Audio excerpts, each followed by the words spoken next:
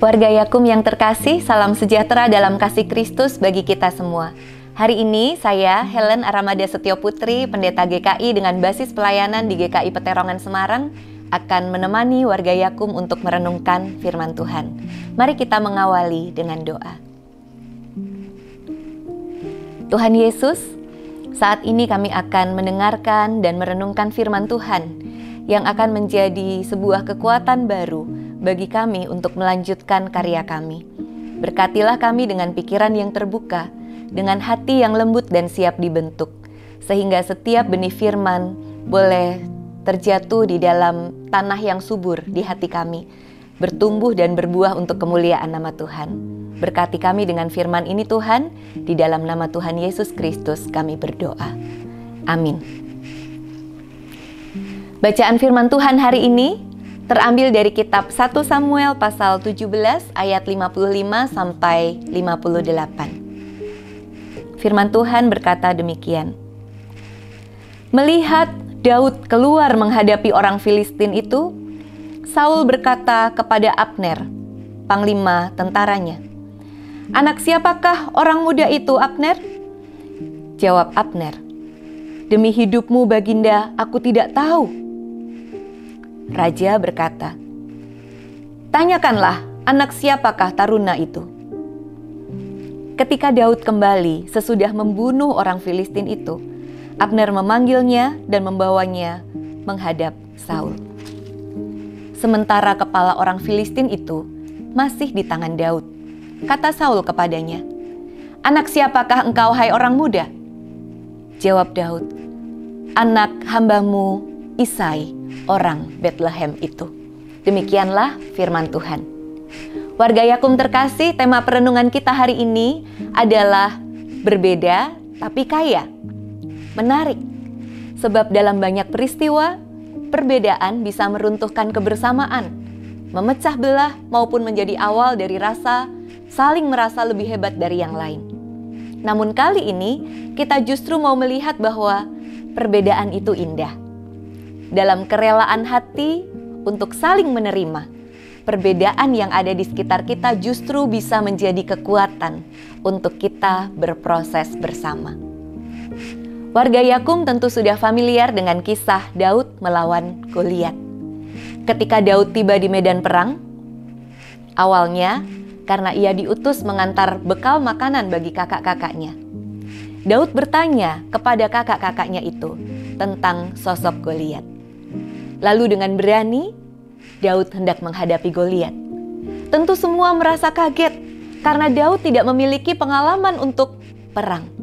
Namun karena niat itu, kepada Daud coba dikenakan pakaian perang. Bisa diduga, karena dalam kesehariannya Daud tidak pernah mengenakan pakaian perang, ia justru kesulitan untuk bergerak dengan pakaian yang berat itu. Dalam pikiran kakak-kakak Daud serta orang-orang lain yang sudah terlatih berperang, menghadapi Goliat harus dilakukan dengan persiapan terbaik secara militer. Jika mengenakan pakaian perang saja tidak bisa, bagaimana mungkin Daud akan menang? Warga Yakum inilah contoh pola pikir yang membatasi dan tidak terbuka terhadap perbedaan. Saat kita merasa terlatih atau ahli dalam satu bidang, lalu dengan mudah kita bisa menilai orang lain yang tidak bisa melakukan dengan cara yang berbeda atau dengan sesuatu yang berbeda dengan kita. Dan cara kita itulah yang kita anggap terbaik. Kita rasa cara orang lain tidak sebaik cara yang kita lakukan. Dalam kisah Daud ini kita justru ditegur ketika ia direndahkan karena tidak memiliki kemampuan yang sama, yaitu kemampuan berperang secara militer. Daud justru bisa mengalahkan Goliat dengan pertolongan Tuhan. Siapa sangka bahwa kemampuan untuk mengalahkan Goliat bukan hanya ditumbuhkan melalui latihan perang, melainkan juga melalui keseharian seorang gembala yang mengasihi dan mengandalkan Tuhan. yang terlatih untuk menghadapi singa dan beruang yang mengancam domba-dombanya. Siapa sangka bahwa senjata untuk mengalahkan Goliat tidak hanya pedang dan perisai, melainkan bisa juga menggunakan batuan licin dari sungai. Di atas semua itu, tentu kuasa Tuhan yang bekerja menolong Daud. Tanpa mengecilkan kuasa itu, mari kita lihat bagian apa yang bisa kita pelajari di sini untuk juga kita lakukan.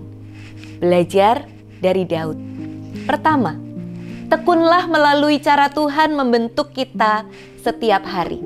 Sebab ada hal-hal baik yang Tuhan sedang tumbuhkan melalui yang sehari-hari itu dalam hidup kita. Jika ada satu pekerjaan yang dipercayakan oleh Tuhan untuk kita kerjakan setiap hari, kerjakanlah itu sebaik mungkin. Tidak harus menunggu pekerjaan yang tampak besar atau posisi jabatan yang terpandang untuk kita mengerjakannya dengan totalitas. Seperti Daud, ia mengerjakan dengan setia tugasnya untuk menggembalakan kawanan domba Isai, ayahnya. Ia tidak malu dengan pekerjaan sesederhana menjadi gembala domba. Daud melakukan yang terbaik dalam pekerjaannya, dan Tuhan memakai pengalamannya sehari-hari itu untuk membentuk keahlian atau skills yang semakin bertambah. Bukankah memang dengan melakukan satu pekerjaan terus-menerus, disadari atau tidak, kita bertumbuh menjadi semakin ahli dalam hal itu. Semakin bisa melakukan tugas itu dengan kreatif, dengan semakin berkualitas dan tidak asal-asalan. Kedua, dalam hal sikap kita terhadap sesama. Mari belajar untuk tidak membatasi kemampuan sesama kita menurut pengertian dan cara kita sendiri. Kita perlu mengakui bahwa pengertian kita terbatas. Ada hal-hal yang bisa terjadi di luar pemikiran kita. Dan ada hal-hal yang dapat dikerjakan tanpa memakai cara kita.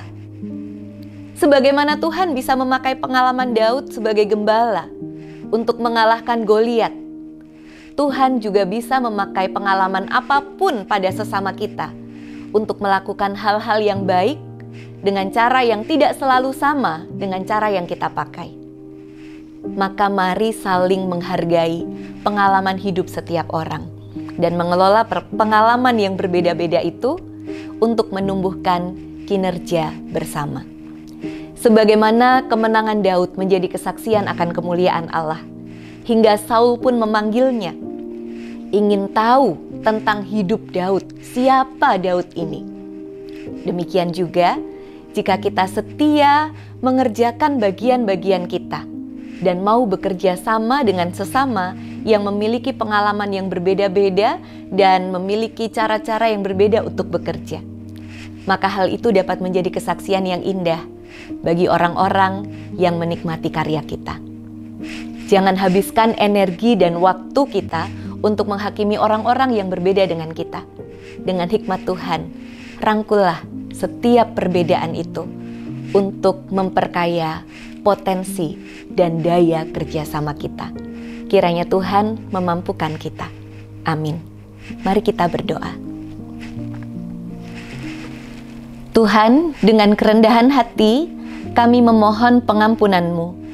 Jikalau mungkin terselip di dalam cara pandang kami memandang rendah atau kami memandang tidak respect terhadap orang-orang yang tidak memakai cara-cara kami untuk bekerja. Karena kami merasa cara kamilah yang paling benar, cara kamilah yang paling tepat dan efektif. Sedangkan cara-cara yang dipakai oleh orang lain tidak sebaik apa yang kami lakukan. Tuhan ampuni kami kalau ada kesombongan dalam setiap kemampuan kami, padahal semua itu kemampuan kami pun adalah anugerah Tuhan. Mulai hari ini perbaharuilah hati dan pikiran kami ya Tuhan, supaya kami dengan rendah hati melanjutkan karya dan pekerjaan ini dengan merangkul sesama kami. Mereka yang menggunakan cara-cara yang sama seperti yang kami lakukan, maupun mereka yang memilih menggunakan cara-cara yang berbeda, namun juga dengan sebuah tekad yang sama untuk bekerja sama. Ajar kami untuk menghargai latar belakang masing-masing orang yang membentuk setiap pribadi dengan unik dan berbeda. Dan biarlah dalam keberagaman ini kami diperkaya dalam potensi untuk kerja bersama-sama. Apapun yang menjadi hal yang Tuhan percayakan di tengah pekerjaan kami melalui Yakum ini, kiranya Tuhan mampukan kami untuk bekerja sama, bersinergi dengan baik. Setiap perbedaan yang ada, Tuhan pakai itu untuk menghadirkan warna yang indah, warna yang unik, yang menjadi kesaksian dan berkat bagi seluruh karya melalui Yakum. Kami serahkan karya-karya kami ke depan ke dalam tangan Tuhan. Engkau yang menyertai kami pribadi demi pribadi, maupun juga secara bersama-sama sebagai keluarga besar Yakum, untuk kami melanjutkan karya ini dengan derap bersama di dalam cinta kasih Tuhan. Dalam nama Tuhan Yesus Kristus kami berdoa dan menyerahkan karya kami. Amin.